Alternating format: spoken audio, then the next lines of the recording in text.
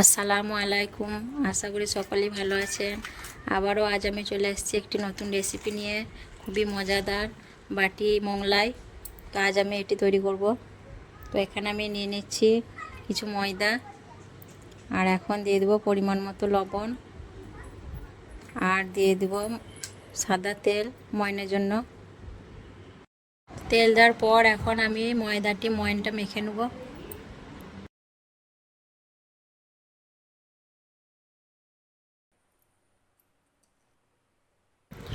ময়ান মাখা হয়ে গেছে, এখন একটু হালকা গরম পানি দিয়ে আমি ময়দাটি মেখে নেব। একটু একটু করে আমি পানি দেবো আর মেখে নেব।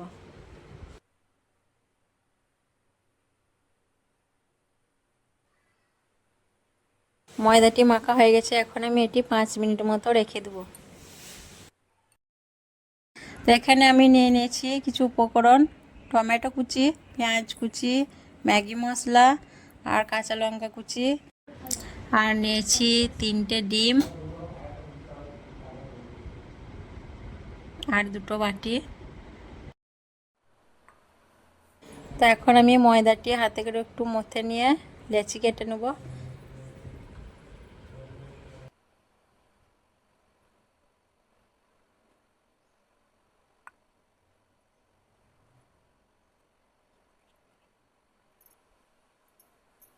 তো আমার লেচি কাটা হয়ে গেছে, এখন স্বাভাবিক যেমন আমরা রুটি বেলি সেই আকারে রুটির মতো বেলে নেব।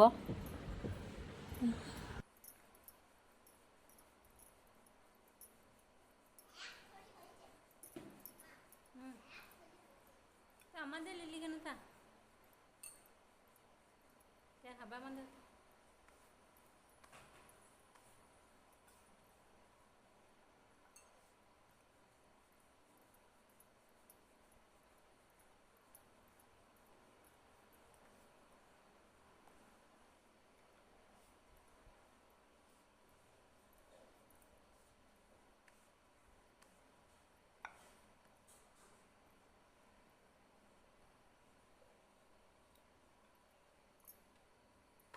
তো আমার রুটিটি বেলা হয়ে গেছে, এখন একটি প্লেটের মধ্যে তুলে নিলাম, আর একে একে আমি সব রুটিগুলি এইভাবে বেলে নেব।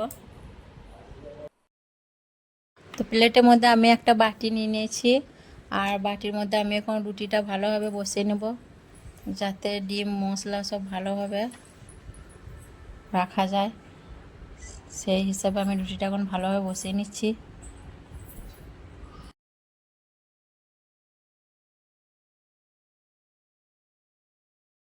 আমার রুটিটা বসানো হয়ে গেছে, এখন একটি ডিম ভেঙে দিয়ে দিচ্ছি এর মধ্যে।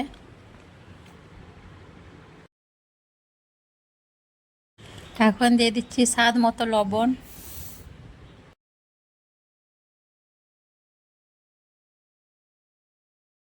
সামান্য লঙ্কা কুচি। লঙ্কা বেশি দিব না, কারণ আমার ছেলে মেয়েরা খাবে, ওরা ঝাল খেতে পারে না। পেঁয়াজ কুচি,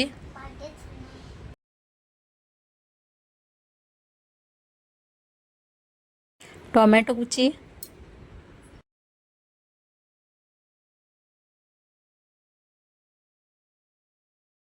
আর দিচ্ছি ম্যাগি মশলা।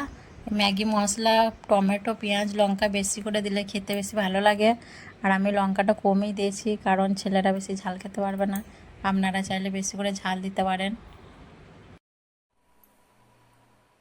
তোমার সব কিছু দেওয়ার পর এখন আমি উপর থেকে আর একটা রুটি বসিয়ে নেব, আঙুল দিয়ে চেপে চেপে বসিয়ে নেব, যাতে ভাজার সময় খুলে না যায়। তো আস্তে আস্তে আঙুলে করে দাব দিয়ে এইভাবে বসিয়ে নেব।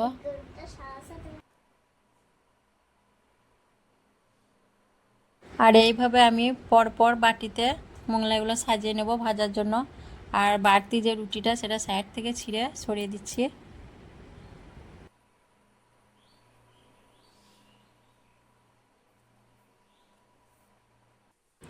কড়াইয়ে তেলটা গরম হওয়ার পর আমি আস্তেভাবে বাটিটা গরম তেলের মধ্যে দিয়ে দেব, যাতে তেল ছিটকে না যায়। আর গ্যাসের ফ্লেমটা কম করে আমি এটা ভাজবো, নইলে ভিতরে ডিমটা কাঁচা থাকবে। তো বাটিটা আমি এখন কিছুক্ষণ গরম হতে দেব। কিছুক্ষণ গরম হওয়ার পর আপনা আপনি বাটিটা খুলে বেরিয়ে আসবে। বাটিটা কিছুক্ষণ গরম হওয়ার পর এখন আমি খুন্তি করে নাড়িয়ে দেখে নেব বাটিটা খুলে আসছে কিনা। তো হ্যাঁ, বাটিটা খুলে গেছে। আর পিঠেটাও বেরিয়ে গেছে। তো এখন আমি বাটিটা তুলে নেব। আর পিঠেটাও দেখো কি সুন্দর ফুলে উঠছে। এখন আমি খুন্তি দিয়ে পিঠের উপরে একটু করে গরম তেল ছিটাতে থাকবো, যাতে আরও ভালোভাবে পিঠেটা ফুলে যায়।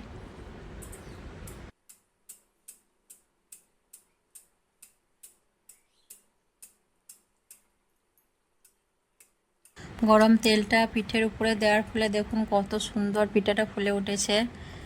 আর আমি ওই হালকা আঁচে আঁচে ভাজতে থাকবো পিঠাটা কিছুক্ষণ সময় নিয়ে, তবেই খেতে সুস্বাদু হবে। ভিতরের ডিম পেঁয়াজ ভালোভাবে সেদ্ধ হবে।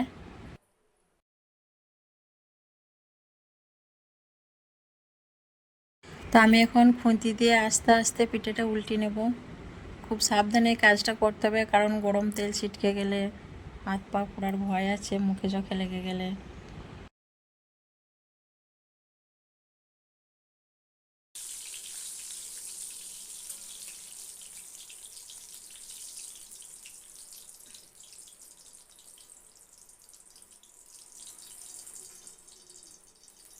বেশ কিছুক্ষণ উল্টে পাল্টে ভেজে নেওয়ার পর এখন আমার এটি হয়ে গেছে।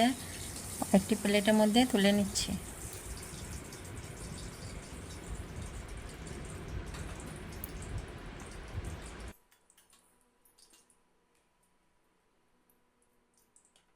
আবারও আমি একইভাবে সব পিঠেগুলো এইভাবে ভেজে নেব একে একে।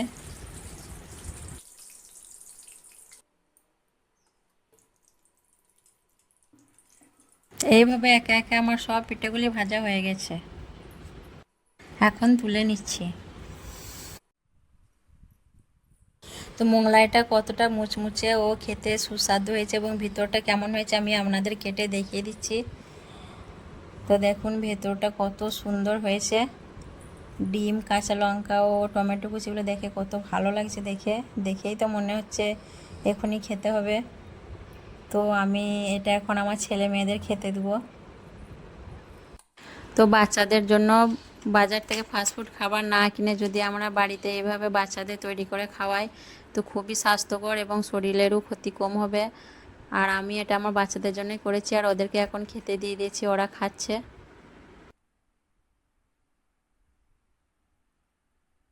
আর ওরা খাওয়ার পর আমিও খেয়েছিলাম, খেতে খুবই মজাদার হয়েছিল। এটি বিকেলে নাস্তার জন্য এবং হঠাৎ মেহমান বাড়িতে চলে এলে তাদের জন্য খুব সহজে তাড়াতাড়ি তৈরি করে নেওয়া যায়। আর আপনারাও এইভাবে বাড়িতে বানিয়ে খেয়ে দেখবেন, খুবই মজাদার। আর আমাদের ভিডিওগুলো যদি ভালো লাগে অবশ্যই লাইক কমেন্ট শেয়ার করবেন। আর আমাদের চ্যানেলটি সাবস্ক্রাইব করে আমাদের পাশে থাকবেন এবং আমাদের জন্য দোয়া করবেন এবং আমাদের পাশে থাকবেন যেন আমরা এগিয়ে যেতে পারি। তো আসসালামু আলাইকুম, সকলেই ভালো থাকবেন। আল্লাহ হাফিজ।